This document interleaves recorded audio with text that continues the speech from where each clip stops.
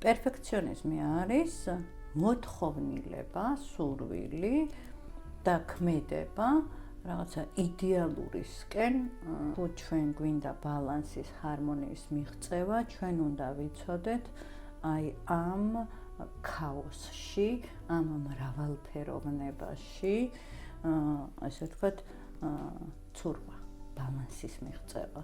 და მე არ ვიცახი რომ მივაფუჩეშოთ, არ არის მივაფუჩეშო, აქ უნდა იყო პლასტიკური, მოქნილი. დისციპლინა და თვითდისციპლინა არის პრიორიტეტების სწორი დაგეგმვა, ბალანსის შენარჩუნება და განვითარება. პერფექციონიზმი არის ნიშანი იმისა, რომ ადამიანს შიგნით სამყარო აქვს არეული და გაუგებარი და გარეთ ცდილობს დალაგებას. რომ მოერგოს. რომ თავისთავად გარეთ და გარეთ ვერ იპოვი შენ თავს. შენში უნდა იპოვო თავი.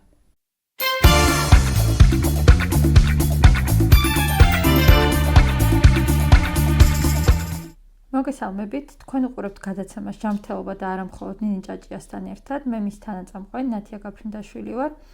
დღევანდელი ჩვენი სასაუბრო თემა არის პერფექციონიზმი და იდეაში პერფექციონიზმი არის წარმატების ფორმულა თუ მახე. გამარჯობა ნინი. გამარჯობა. პერფექციონიზმი, როგორც ასეთი შინაარსიდან გამომდინარე, თითქოს უნდა იყოს რაღაცა კარგის მომასწავლებელი, ხო? მოდი ჯერ ვისაუბროთ იმაზე თვითონ რა არის პერფექციონიზმი და მე გადავიდეთ იმის დადებით თუ არ ყოფით მახასიათებლებსა და ზოგადად შიგნით ჩავიდეთ უშუალოდ თემაში. მოდი ესეთი მარტივად და ეს გლეხურ ენაზე რომ ავხსნათ და ჩვენ ესე ხსნით ხოლმე, ხო, რომ არ ვტვირთავთ ჩვენს პოდკასტებს რაღაცა მეცნიერული ტერმინოლოგიით. პერფექციონიზმი არის მოთხოვნილება, სურვილი და ქმედება რაღაცა იდეალურისკენ, იდეალური შინაარსის შესაქმნელად. ხო, ეს შინაარსი ნებისმიერ შეიძლება იყოს რა, ნამცხვარის გაკეთებიდან დაწყებული, რაღაცა იდეალური სამყაროს შექმნით დამთავრებული, რაღაცა საუკეთესოდ იდეალურად რაღაცა ჩვენი პასუხისმგებლობების თავის გართმევა და ასე შემდეგ. რეალურად პერფექციონიზმზე როცა მივდივართ, ხშირად შემოდის შფოთვა, შიში, გაუგებრობა და რაღაც მომენტში გადადებაც, ხო? რაღაც გაკეთების სურვილის გადადება. როგორ უნდა მოვიქცეთ ესეთ დროს? მოდი ესე დავიწყოთ რა, მე ძალიან მომეწონა ეს სათაური, რაც შემომთავაზე და თემაც ძალიან მნიშვნელოვანი, აქტუალურია და ის არის, როგორ თქვი შენ პერფექციონიზმი, წარმატების ფორმულა თუ მახე? თუ მახე. და მოდი ესე ვთქვათ, მე გეტყვი რა წყევლა. რატო? იმიტომ რომ სამყარო მრავალფეროვანია. სამყარო არ არის ორფერიანი და ორპოლუსიანი და თუ ჩვენ გვინდა ბალანსის, ჰარმონიის მიღწევა, ჩვენ უნდა ვიცოდეთ აი ამ ქაოსში, ამ მრავალფეროვნებაში, ასე ვთქვათ, ცურვა, ბალანსის მიღწევა და პერფექციონიზმი ჩემთვის მათ შორის არის რადიკალიზმი, ხო? რაღაცა სადაც არ უშვებს სხვა შესაძლო ვერსიებს და აღიქმება ხოლმე სისუსტეებად, ხო? და აი, როდესაც რადიკალურად უყურებ რაღაცებს, ეს გიკარგავს აი ამ მრავალფეროვნების, მრავალი პერსპექტივის, მრავალი შესაძლებლობის დანახვის შესაძლებლობას. მე ამიტომ ვიძახი, რომ პერფექციონიზმი არის წყევლა და ეხლა დავაკონკრეტებ. პერფექციონიზმი არის, როდესაც ხო რაღაცა კონკრეტული, რაღაცა იდეალურისკენ და რაღაცა ერთი შინაარსისკენ ხდება ხოლმე ფოკუსის გასწორება. და ჩვენი ცხოვრება მრავალი შინაარსისგან შედგება. და მრავალი შინაარსის დაბალანსება იწვევს აი ამ ჰარმონიის, ბედნიერების, წარმატების, ხალისის, ინტერესის შეგრძნებებს. და როდესაც მხოლოდ ერთი მიმართულებით მიდიხარ და მხოლოდ ერთ მიმართულებას უთმობ მთავარ ყურადღებას და დანარჩენს ყველაფერს მიატოვებ, ხო, იწყება დისბალანსი. აი ესე მე პატარა ბავშვებს ესე ვუხსნი ხოლმე, რომ ხო გააქვს ნათია რაღაცა საყვარელი საჭმელი, მაგალითად. წარმოიდგინე, რომ აი ეს და სიამოვნებას განიჭებს. რო აიღო და სულ ეს ერთ და იგივე საჭმელი ჭამა. საბოლოო ჯამში რაღაცა პერიოდი იმას გიზამს, რა ქვია, სიამოვნებას მოგანიჭებს და მე იქნება წყევი.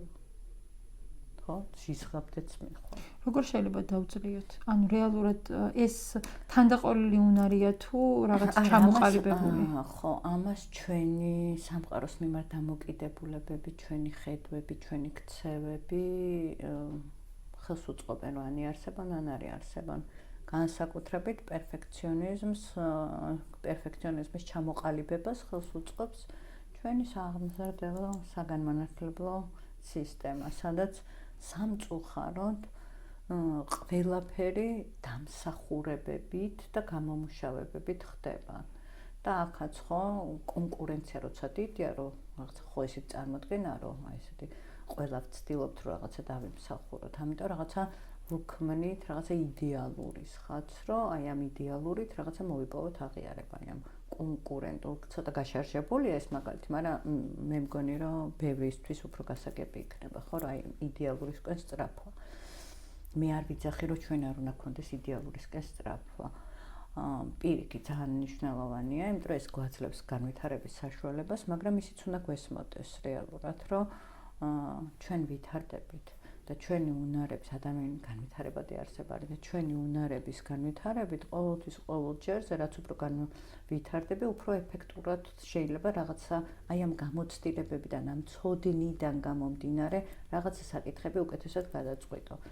ამიტომ, როდესაც პერფექციონიზმს საუბრობთ, ხო, ეს არის წყევლა, ეს არის მენტალური ჯანმრთელობის პრობლემების შექმნის ერთ-ერთი მნიშვნელოვანი კომპონენტი და აქედან, ესე ვთქვათ, თავის დაღწევის ერთ-ერთი მთავარი საფუძველი რაც არის, უნდა გვახსოვდეს ამოცანას, რომელსაც საკუთარ თავს ვუსახავთ, ხო, რაღაც გამოწვევას, რომელსაც საკუთარ თავს ვუსახავთ.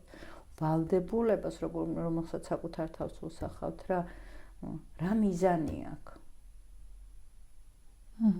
და არა ფორმაზე გავაკეთოთ აქცენტები, არამედ შინაარსზე. ხო, იმიტომ რომ პერფექციონიზმი არის ფორმა, რომ რაღაცა აპრიალებ ხო რაღაცებს, რაღაცას იმეშვები, იმიტომ რომ განსაკუთრებით ხო გასააზრებელი არის ის, რომ შენგან მე რას ვითხოვ შენგან.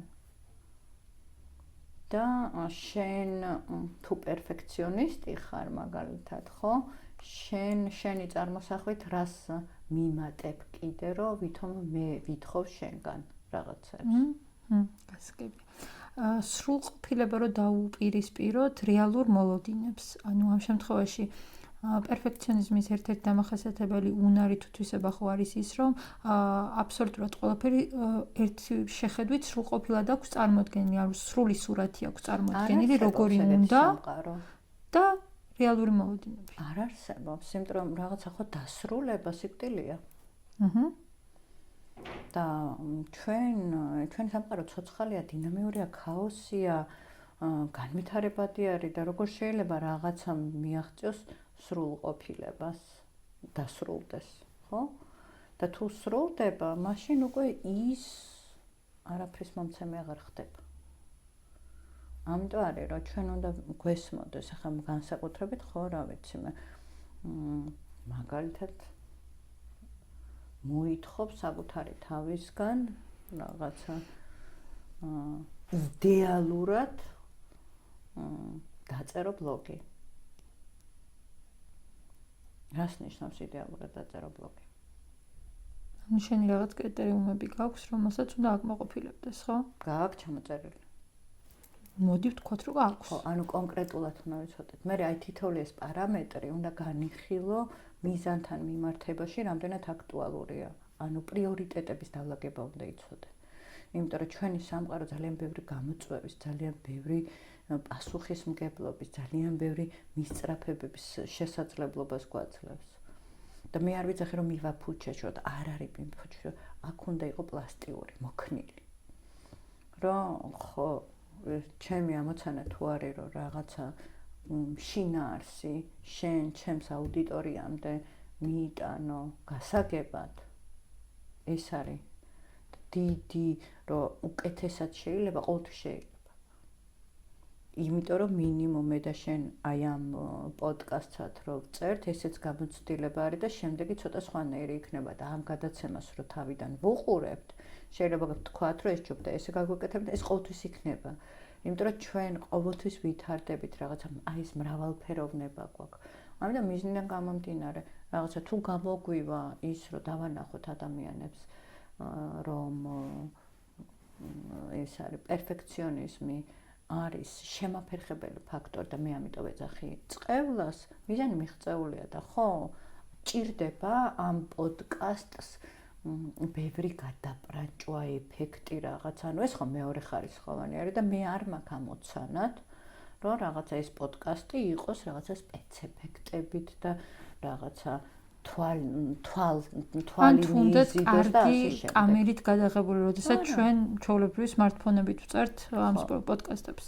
ან თუნდაც ღირს თუ არა მონტაჟზე და ეფექტებზე დავხარჯოთ უფრო მეტი დრო, ვიდრე კონტენტის შექმნაზე. ხო, აქაც პრიორიტეტები არის. ამიტომ პერფექციონიზმი არის, რომ ყველა პირველად მეორედ პრიორიტეტებსაც ერთი და იგივე ხარისხში აყენებს. და ეს იწვევს ძალიან დიდი ენერგიის გაფანტულობას, ეს იწვევს ფაქტობრივად შეუსრულებელი მისიის დაკისრებას საკუთარ თავზე, ეს იწვევს შფოთვას, ეს აფერხებს განვითარებას და ეს იწვევს ჩვენი ცხოვრების მნიშვნელოვანი შინაარსების ავტომატურად დავიწყებას. იმიტომ რომ სანამ შენ ერთ რაღაცას აკეთებ, ჩვენ ბევრჯერ გვითხოვს ბოდიში ვიცი რაღაც თქმა გინდა, მაგრამ აგიხს. ჩვენს ტვინს არა აქვს იმის ფუნქცია, რომ იყოს მულტიფუნქციური. და წარმოიდგინე შენ გამოწვევას პერფექციონისტულად რო უყურებ, ხო? სანამ ერთზე ხარ ფოკუსირებული, დანარჩენი გამოწვევები მიღმა რჩება, ხო? და მიღმა რო რჩება რეალურად და ამაზე კარგავ დროს უკმაყოფილება გააქმერე. და შეიძლება უკვე რო შემოიტანო ის რაღაც შენი პერფექტულად, ანუ სრულყოფილად გაწერილი გეგმა, რეალობაში რო შემოიტანო, საერთოდ აღარ იყოს აქტუალური. თუნდაც შენთვის, თუნდაც იმისთვის, რასაც აკეთებდი, ანუ რა მიზნასაც ემსახურებოდა იმისთვისაც. მაგიტო არის, რომ მიზნიდან გამომდინარე, რა ფორმა არის მისაღები, რა შინაარსი, რა მოქმედება მიგვიყვანს მიზნამდე და ხო, მიზნის გადაპრანჭვა, გადმოპრანჭვა, ყოველთვის შეიძლება ყველაფრის უკეთესად გაკეთება. ამიტომ კაფიო კრიტერიუმების არსებობა არა იდეალისტური და მას შორის დროსთან შესაბამისობაში და რესურსებთან შესაბამისობაში დალაგება. იმიტომ რომ სწორედ მე გაქცევის მექანიზმიც ეგ არის, რომ იცი რა არის, არ ვარ მზად, რომ დღეს ჩავწერო პოდკასტი, ხვალ ჩავწერ და რას ვაკეთებ ხვალისათვის. ანუ თუ კრიტერიუმები არ მაქვს, ამ ჩემს მომზადებასაც ხო ვერ ვახერხებ, დავუშვათ. და შესაბამისად ამას ვერასოდეს ვერ გავაკეთებ და მე ეს ჩემს თვითშეფასებას, ჩემს ცხოვრების ხარისხს ხო რაღაცას დაარტყავს აუცილებლად. ამიტომ ეძახი, რომ პერფექციონიზმი ეს არის წყევლა, ეს არის დაავადება. თუმცა რა თქმა უნდა, როცა თავიდან რაღაცას ვაკეთებთ, ხო? და არ გვაქვს გამოცდილებაში და რაღაცა ამ დროს ხო, რაღაცა ვცდილობთ, რომ მაქსიმალურად იდეალურად შევასრულოთ, მაგრამ ხო ვიცით, რომ მაქსიმალური იდეალური რაღაცები სამყაროში არ არსებობს. გემოვნების საკითხია. არ შეიძლება მოერგო ყველას და ყველაფერს. ხო, არ არსებობს. ხშირად არის ხოლმე საუბრობენ განსაკუთრებით ბიზნესში, ხო, რომ მე ვარ ყველას პროდუქტი. ჩემი საძულელი ფრაზა. ხო, აი ყველა ძაღლისაც ლამარა ბებოსიც და ბილ გეიტსიც, ანუ ხო წარმოუდგენელია და მე აი სწორედ ესეთი არასწორი ხო წარმოდგენები, უმსჯელობები რეალურად ხელს გიშლის რეალური განვითარებისაკენ. იმიტომ რომ ხო მეც ვიცოდი რომ მე არ ვარ წამყვანი, მე არ ვარ ჟურნალისტი, მე არ ვარ მედია ტიპი. შესაბამისად, ჩემი პოდკასტების ამოცანა არ არის იყოს რაღაცა სატელევიზიო გადაცემისნაირად გადაპრანჭული რაღაც. მე მგონია რომ რაღაცები მესმის ფსიქოლოგიაში, მენტალური ჯანმრთელობის საკითხებში და მგონია, რომ ის შეკითხვები, რომელსაც ჩემი აუდიტორია მე მისვავს, ამ შეკითხვებზე პასუხი არის ჩემი თითოეული პოდკასტის, ჩემი თითოეული ვიდეოს ამოცანა. და ამ ამოცანაზე ვარ ორიენტირებული და არ ვხარჯავ დროს, რესურსს, ფინანსებს, რომ დავიწყო ამის რაღაცა სატელევიზიო გადაცემად ქცევა. და მე ვიცი, რომ მე არა ვარ საყველაო. არც ამის ამბიცია არ მაქვს. და არც უნდა გქონდეს, იმიტომ რომ მან მიზანში იკარგები ზუსტად, როცა იძახი რომ ყველას გული უნდა მოვიგო რანაირად, მაყვალა ბებოსიც, ბილ გეიტსიც და ჩემ ძაღლი ავასიც. რანაირად. ხო, ანუ ფაქტობრივად ჩვენ გადაცემაში გავიცით პასუხი, რა არის პერფექციონიზმი და რეალურად შევცვალეთ მახეზე უარესია. მახეზე უარესი არის კი. ხო, მახეს მე იმიტომ ვიძახდი, რომ რეალურად გამობმული ხარ თითქოს რაღაც შენ წარმოდგენებში და სწორად თქვი შენ აი მან კითხვით მინდოდა შემოსვლა ზუსტად, რომ თითქოს ერთ კონკრეტულ რაღაცაზე ფოკუსირებაში და ხშირად მსმენია და კომენტარებში ყოფილა ის მომენტი, რომ თითქოს პერფექციონიზმს ატოლებენ თვით დისციპლინასთან. აბსოლუტურად და რეალურად სხვადასხვა მიმართულება. პერფექციონიზმი უდისციპლინობას უწყობს ხელს. იმიტომ რომ დისციპლინა და თვით დისციპლინა არის პრიორიტეტების სწორი დაგეგმვა, ბალანსის შენარჩუნება და განვითარება. და პერფექციონიზმი ამის ყველაფრის საწინააღმდეგოა. აი მარტივ მოდი კიდე ერთ პატარა მაგრიც მოგიყვან. დაუშვათ რაღაცა იდეალური სალათი გინდა რომ გააკეთო. და იწყებ რა ვიცი, მაგალითად, წვანილის დაჭრით.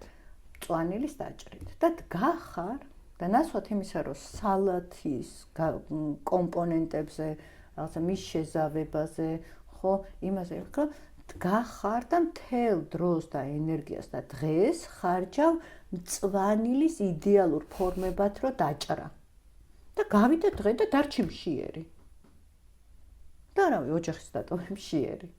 ანუ, კარგია, ხო? თითქოს გამოდის ბოლო რაღაციდან იწყებ, ანუ ბოლოს გასაკეთებელი რაღაციდან. მე მაგიტო ვძახი, ეს მრავალფეროვნება უნდა მივიღოთ. ქაოსში რო ვცხოვრობთ, უნდა გვესმოდეს.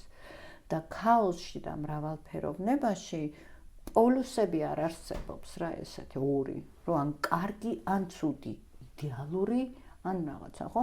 აქ არსებობს მიზნიდან გამომდინარე რაღაცა ჩამოყალიბებული კრიტერიუმები, რომელიც უნდა იყოს ადეკვატური. გარემოსი, რესურსების და მიზნის გათვალისწინებით. არ შეიძლება, აი მაგალითად იგივენერად, არ შეიძლება მეც და ჩვენი კრიტიკული აზროვნების სკოლის, ხო, მე ჭყინტ ფსიქოლოგებს რო ვეძახი, ხო, ჩვენ ახალგაზრდებს ერთი და იგივე მოთხოვნა დაგვიყენოთ. მე მაგ 22 წელიწადზე მეტი გამოცდილება. ისინი ამათმა ეხლა დაიწყეს ამ მიმართულებით ფეხისადგმა და აი იდეალური რაღაცა რომ მოთხოვო, სად არის ზღვარი? თუ არ გაითვალისწინე, ხო? აი ეს რესურსების შესაძლებლობები, ამოცანები და ასე აი ეს არის. მე მაგიტო ვეძახი რომ წყევლა არის. არ შეიძლება ნინა არეშიძეს მოთხოვო იგივე ამოცანების გადაწყვეტა იგივენაირად როგორც ნინჯაჭიოს რომ მოთხოვო. ამიტომ პრიორიტეტები, შინაარსი, მიზანი რა აქვს. იმიტომ რომ ჩვენ ყველანი სხვადასხვანაირად ვასრულებთ ერთი და იგივე მიზანს და ამოცანას, ხო? და არ შეიძლება იყოს ცუდი და კარგი. ხო? თუ კლიენტი გამოჯამრთელდა და გამოაჯამრთელა ნინა, დიალოგურად შეასრულა თავის სამუშაო, ეგრე გამოდის, ხო?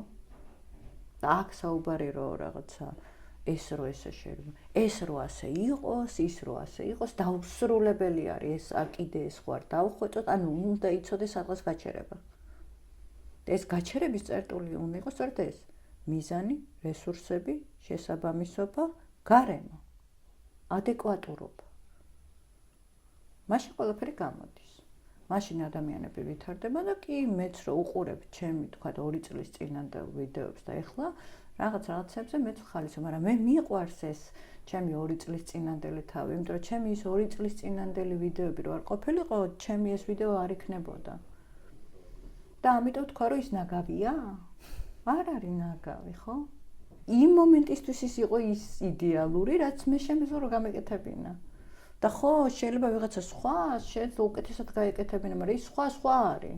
აი, მან მივდივარ ზუსტად პერფექციონიზმში ხშირად შემოდის ზუსტად ვიღაცასთან შედარების მომენტები. პერფექციონიზმის ერთ-ერთი მთავარი ამბავი და ეს არაერთი კვლევა არსებობს ამისა, რომ როდესაც ადამიანს თვითრწმენა, თვითშეფასება, თვითრეფლექსიის უნარი არ აქვს კარგად განვითარებული და აი დაბალი აქვს თვითშეფასება, დაბალი აქვს თვითრწმენა, მაშინ ის რაღაცა გაუგებარ შინაარსებს ადარებს, ხვებს და უყენებს არარეალისტურ ამოცანებს თავის თავს. იმ მომენტისთვის არ შეუძლია. არის წყევლა რა, ეხა არ ვიცი, ხა ჩემთვის ერთ-ერთი როლ მოდელი არის ამერიკელი ფსიქოლოგი, ფსიქოთერაპევტი მელ რობინსი, რომელიც მათ შორის არის აი ძალიან მაგარი არის პოდკასტერი შეიძლება ვთქვა, ხო, მილიონობით გამომწერი ყავს, რაღაცა თავისი სტუდიები აქვს, რაღაცა მისი შემოსავალიც სხვა არის, მისი გასაქანიც სხვა არის და რაღაც. მიუხედავად იმისა, რომ მე ხო ჩემი როლ მოდელი არის მელ რობინსი, მე ვერასოდეს ვერ დაუყენებ ჩემ თავს იმ ამოცანას, რომ მელ რობინსისნაირი პოდკასტები შევქმნა. მაშინ ვერაფერს ვერ შევქმნი, იმიტომ რომ არც იმისი რესურსი მაქვს, ფინანსური, არც დროითი რესურსი მაქვს, არც აუდიტორია არ არის, აუდიტორია არ არის სამხელა, ხო? და არ მიიღებს, მაშინ გავჩერდები. ამიტომ ვიცახე, რომ ანუ ამაზე უნდა დავფიქრდეთ. თუ ჩვენ რაღაცა ერთი მიმართულებით ვიწყებთ და ვხედავთ, რომ რაღაცა სულ იდეალურისკენ სწრაფ ვასოვთ, ხო, საკუთარ თავს, ჩემს პიროვნულ ბირთვში რა ხდება? ჩემს პიროვნებას რა აწუხებს, რა აკლია? რატო ცდილობს გარეთ სამყარო გახადოს იდეალური? აი ეს არის მთავარი ძირეული პრობლემა, რომ პერფექციონიზმი არის ნიშანი იმისა, რომ ადამიანს შიგნით სამყარო აქვს არეული და გაუგებარი და გარეთ ცდილობს დალაგებას, რომ მოერგოს. რომ თავი გარეთ და გარეთ ვერ იპოვი შენ თავს. შენში უნდა იპოვო თავი. ხო? აი ამით დავასრულოთ მაშინ, რომ საკუთარ თავი უნდა იპოვოთ ჯერ და შემდეგ გარემო ისედაც ანუ გაიდეალურდება, როდესაც შიგნით ყველაფერი დალაგებული გაქვს და შიდა ჰარმონია გაქვს ნაპოვნი. წეგან ვახსენეთ თვითრეფლექსიის პროგრამა და თვითრეფლექსიის პროგრამაზე რეგისტრაცია ყოველთვის მიმდინარეა და შეგიძლიათ ნებისმიერ დროს დარეგისტრირდეთ. აღწერაში აუცილებლად ლინკსაც დავტოვებ. ყოველ პარასკევს იწყება ხოლმე სწავლა ამ პროგრამაზე. მოგიწოდებთ რომ გამოიწეროთ ჩვენი არხი, დაალაიქოთ ეს ვიდეო, გაუგზავნოთ თქვენს მეგობრებს, თქვენს პერფექციონისტ მეგობრებს, რომ რეალურად დაფიქრდნენ, რამდენად არიან ამ მახეში გამობმულები. ჩვენ კი შემდეგ ეპიზოდამდე დაგემშვიდობებით. აუცილებლად ერთად გამოუცხადოთ ბრძოლა პერფექციონიზმს და ერთობლივი ძალებით შევეცადოთ მისი დამარცხება. დროებით.